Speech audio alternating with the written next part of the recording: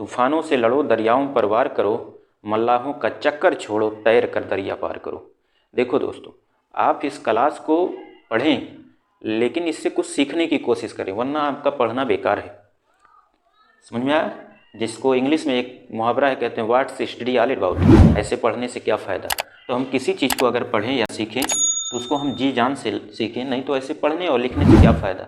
Okay, तो आइए शुरू करते हैं। यूनिट डिजिट कैसे पढ़ेंगे, यहाँ पर देखिए। पहचानेंगे कैसे? जैसे आपको एक क्वेश्चन दे दिया जाए, इसमें आप बताओ यूनिट डिजिट कितना है। ये है 3561। 3561 में यूनिट डिजिट कितना, इकाई का अंक बताओ, इकाई का अंक।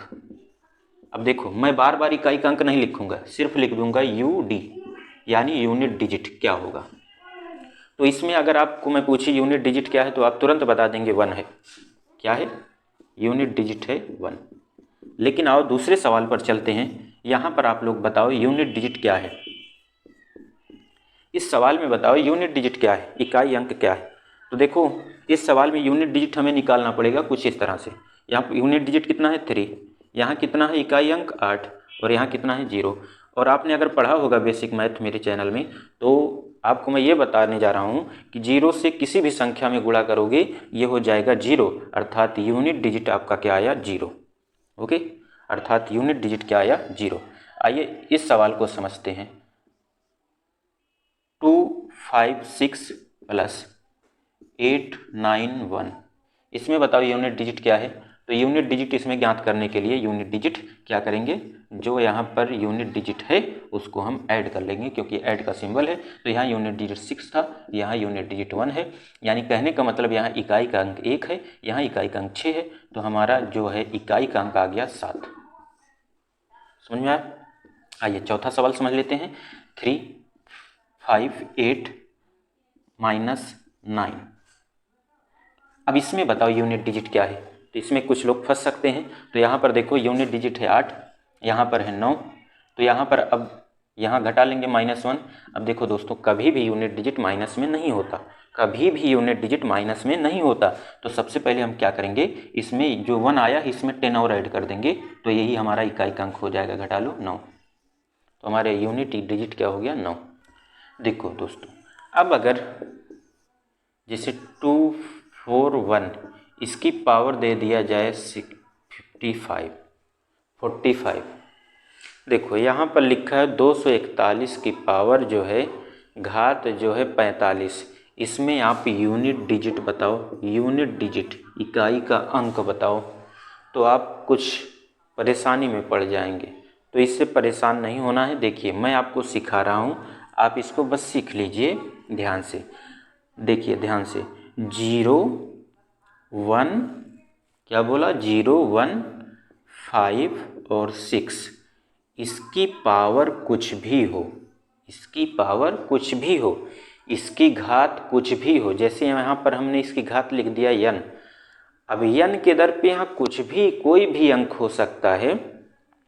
अगर इसकी पावर कुछ भी आए, तो जैसे मान लो 0 की पावर कुछ भी आए, तो इसका यूनिट डिजिट इकाई का अंक होगा 0। 1 की पावर कुछ भी हो, इकाई का अंक 1। 5 की पावर कुछ भी हो, इकाई का अंक 5। 6 की पावर कुछ भी हो, इकाई का अंक 6।